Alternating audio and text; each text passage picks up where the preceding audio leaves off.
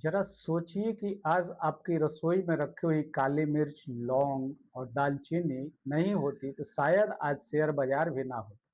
ये बात सुनने में थोड़ी अजीब लग सकती है, लेकिन ये सच है। मसालों के व्यापार ने ही दुनिया के सबसे बड़ी आर्थिक व्यवस्था यानी स्टॉक मार्केट को जन्म दिया था। आज जब अमेरिकी राष्ट्रपति डोनाल्ड ट्रंप की टैरिफ नीतियों की वजह से भारत समेत दुनिया भर के शेयर बाजारों में उथल-पुथल मची है, तो सवाल उठना लाजमी है कि आखिर ये बाजार शुरू कहाँ से हुआ? तो चलिए इस दिलचस्प कहानी को विस्तार से समझते हैं। क्या आप जानते हैं कि आज से तकरीबन साढ़े 400 वर्ष पूर्व शेयर बाजार का अस्तित्व दुनिया के सामने आया, तो उसमें भारत का एक बहुत बड़ा रोल था। क्या आप जानते हैं कि दुनिया का सबसे पहला आईपीओ कब आया और ये कैसे भारतीय मसालों ने डच व्यापारियों को इतना रईस बना दिया कि उन्होंने अपने कंपनी के हिस्से बेचकर बाजार की नींव रख दी।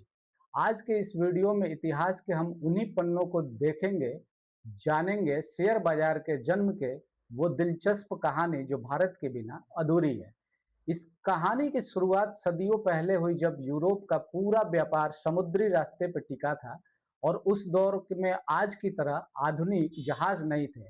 माल को लेकर निकलने वाले जहाज़ों के लिए समुद्र एक खौफनाक सपने जैसा था। कभी समुद्री तूफान में जहाज डूब जाते थे, तो कभी समुद्री डाकू सब कुछ लूट लेते थे। उस समय बीमा या इंश्योरेंस जैसी कोई चीज़ नहीं थी। अगर एक जहाज डूबा, तो उस व्यापारी की ज़िंदगी भर की कमाई डूब जाती थी।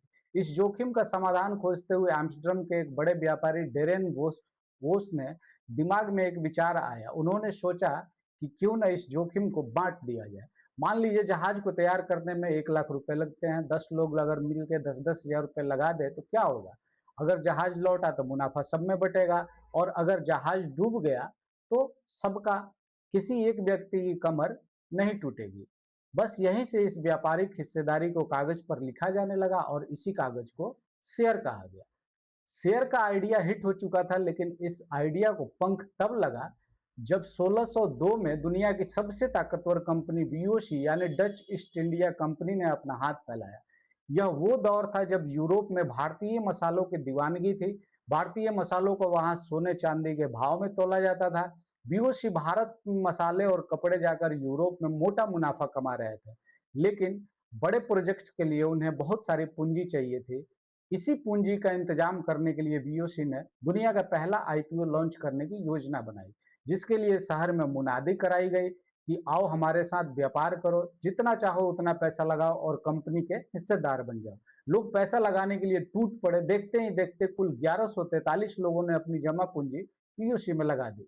चूंकि उस वक्त कंपनी का कोई दफ्तर नहीं था, इसलिए डेरेन वेक ओस अपने घर पर बैठकर ही बही खातों में निवेशकों का नाम लिखते थे। यहीं से पब्लिक होल्डिंग की शुरुआत हुई। लेकिन एक समस्या थी। दरअसल कंपनी ने यह नियम बनाया था कि निवेशक को कम से कम 10 साल के लिए पैसा निवेश करना होगा। अब अगर बीच में किसी को पैसे चाहिए तो वो क्या करेगा? धीरे धीरे ट्रेडेबल शेयर्स के रूप में इसका समाधान भी निकला। यानी अगर आपको पैसे चाहिए तो अपना शेयर किसी और को बेच दो। और इसी तरह खरीद बिक्री के लिए लोग एम्स्टर्डम की एक खास जगह पर जुटने लगे और आगे चलकर यही जगह दुनिया का पहला स्टॉक एक्सचेंज बन गया। अगर भारत के मसाले ना होते तो वीओसी इतनी बड़ी कंपनी कभी नहीं बनती, और वीओसी अगर इतनी बड़ी कंपनी नहीं बनती तो जोखिम कम करने के लिए शेयर बाजार का विचार भी उनके दिमाग में नहीं आता। दरअसल वीओ कंपनी आंध्र प्रदेश के मसूलीपट्टनम, गुजरात के सूरत, केरल के कोचीन और बिहार के पटना से काली मिर्च, लौंग, रेशम और कपास खरीदती थी। कमाल की यह, जब भारत से मसालों से भरा जहाज एम्स्टर्डम पहुंचता तो वीओसी के शहर आसमान छूने लगते। लेकिन जैसे ही खबर मिलती कि जहाज डूब गया या डाकुओं ने लूट लिया, तो वीओसी के शेयर्स की कीमतें धड़ाम से नीचे गिर जाती। और दिलचस्प बात यह कि उस दौर में भी आज की तरह शॉर्टिंग और अफवाहों का खेल होता था। कुछ चालाक लोग अफवाह उड़ाते थे कि जहाज डूब गया, और जब शेयर प्राइस नीचे गिरता तो सस्ते में शेयर खरीद लिया जाता। भले ही आज शेयर बाजार कंप्यूटर और स्क्रीन पर सिमट गया हो, लेकिन उसकी जड़ें उसी काले मिर्च और लौंग के व्यापार में है, जिसे दुनिया को जो जोखिम बांटना सिखाया। आज एम्स्टर्डम स्टॉक एक्सचेंज यूरोनॉक्स नेक्स्ट के नाम से जाना जाता है, जो हमें याद दिलाता है कि कैसे भारतीय मसालों की महक ने पूरे दुनिया में अर्थव्यवस्था की बुनियादी रखी।